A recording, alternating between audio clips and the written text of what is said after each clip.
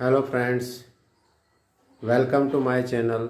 Myself R.K. Deshmukh. Today we are going to study the poem on his being arrived at the age of 23, which is written by John Milton for the class 12th English medium. आज हम class 12th English medium के लिए एक poem को समझने वाले हैं जिसका नाम है on his being arrived at the age of 23। ये पोएम प्रसिद्ध जो पोएट हैं, बहुत फेमस पोएट हैं जॉन मिल्टन, उनके द्वारा लिखी गई है। और इसके पहले भी उनकी एक बहुत ही फेमस पोएम थी पैराडाइज लॉस्ट, जो कि बहुत फेमस हुई। इसमें हम ये जानेंगे कि उनके जो दिन हैं जवानी के, वो अचानक निकल गए, उनको पता नहीं लगा।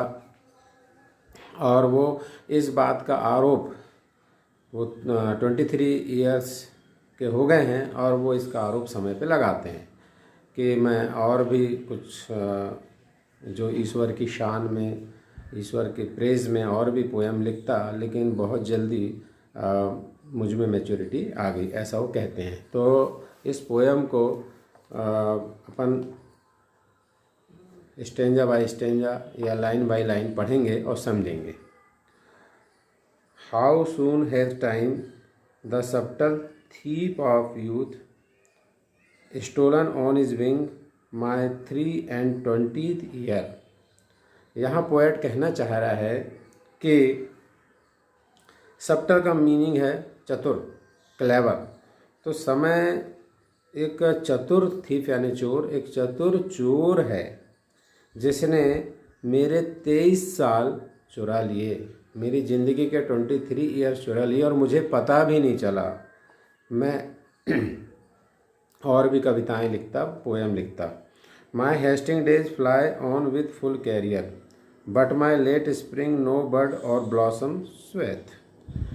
इसमें राइटर कहना चाह रहे हैं कि बड़े जल्दी मेरा कैरियर निकल गया, मेरा वाइटल समय निकल गया और मैं उतना नहीं लिख पाया जितना लिख सकता था।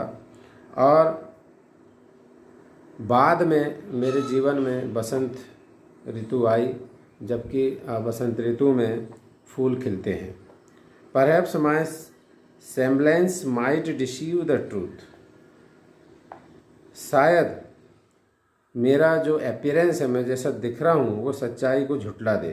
That I to manhood am arrived so near. Manhood यानी एडल्टहुड, मतलब मैं प्रौढ़ अवस्था में के करीब करीब आ गया हूँ बिल्कुल, और मुझे पता भी नहीं चला।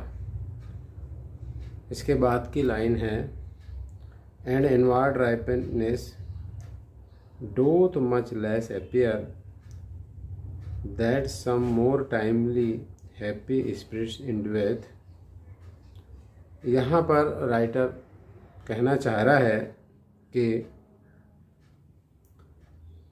and inward ripeness doth much less appear, मेरे अंदर भी राइपनेस यानी मैच्योरिटी, मेरे अंदर भी मैच्योरिटी उतनी नहीं आई है, ना तो बाहर आई है ना अंदर आई है, ना मैं उतना बड़ा दिखता हूँ, पर मेरी एज 23 इयर्स हो गई है। That some more timely happy spirits endueth. ये हो सकता है कि जो अन्य जीव हैं वो भी इस अवस्था में आने के बाद वो अपने आप को खुश महसूस कर रहे हों, लेकिन मुझे अभी और बने रहना चाहिए था। इस इतनी लाइनों में, ये जो सोनेट है 14 लाइन का, 14 लाइन का सोनेट है, इसमें इतनी लाइन में राइटर जो है वो समय को दोषी ठहराता है। लेकिन इसके बाद की लाइनें जो हैं, येट बी इट लेस और मोर, और सून और स्लो। तो येट यानी फिर भी, तो कम या ज़्यादा, जल्दी या बाद में, अगर मुझ में मैच्योरिटी आई भी है तो ये सब ईश्वर की कृपा के कारण हुआ है। It still be It shall be still in strictest measure even to that same lot, however mean or high।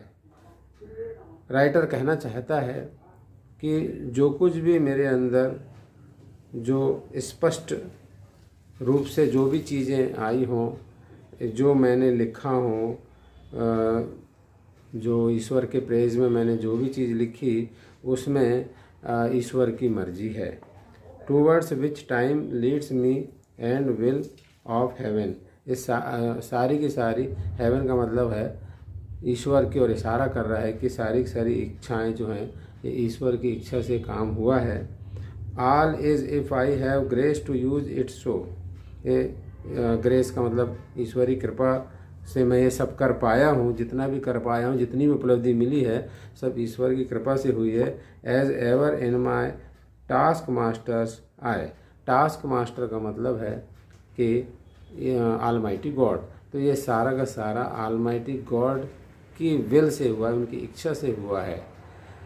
तो फ्रेंड्स, अगर पोएम हमको प्रॉपरली समझ में आ जाती है तो क्वेश्चन आंसर करने में काफ़ी सुविधा हो जाती है।